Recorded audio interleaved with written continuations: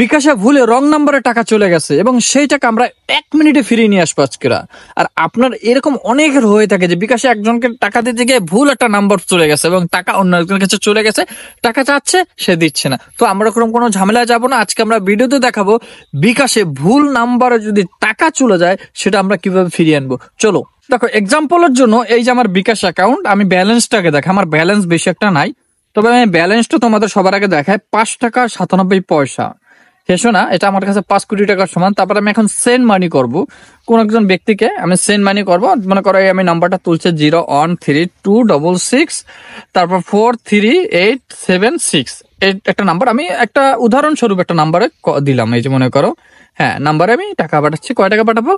5 টাকা পাঠাবো, যেহেতু আমার ব্যালেন্স 5 টাকা আছে। আমি উদাহরণস্বরূপ এর জন্য দেখাচ্ছি।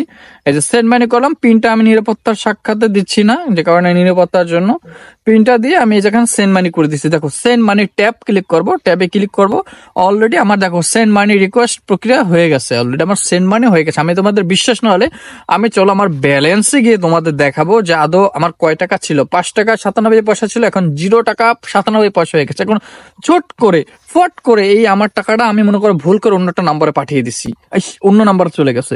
এবার আমি সেই নাম্বারে ফিরিয়ে নিয়ে আসবো কিভাবে? সেন্ড মানির উপর ক্লিক করব, এই দেখো নন বিকাশের উপর ক্লিক করব।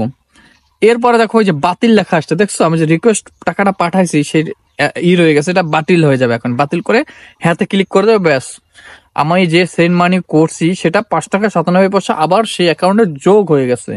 এবার অনেকের মনে প্রশ্ন জাগতে পারে যে আমি একজনকে টাকা পাঠালে সেটা আবার কিভাবে বাতিল করে, আমি তো এরকম কখনো দেখি নাই। আমি বলি, আপনি যাকে টাকাটা পাঠাবে নিশ্চয়ই সে তার বিকাশ অ্যাকাউন্ট আছে। তো ভুল নম্বর যখন টাকাটা যাবে, সে এমন আছে যা ব্যক্তির কাছে যাবে তার যদি বিকাশ অ্যাকাউন্ট করা না থাকে, তাহলে আপনি টাকাটা সাথে সাথে ক্যান্সেল করে দিতে পারবেন।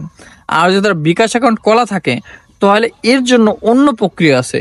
যেমন আপনি যে নাম্বারে বিকাশ অ্যাকাউন্ট টাকাটা পাঠাবে সে নাম্বার যদি বিকাশ অ্যাকাউন্ট করা থাকে তাহলে তার অ্যাকাউন্টে ডিরেক্টলি ঢুকে গেল টাকাটা।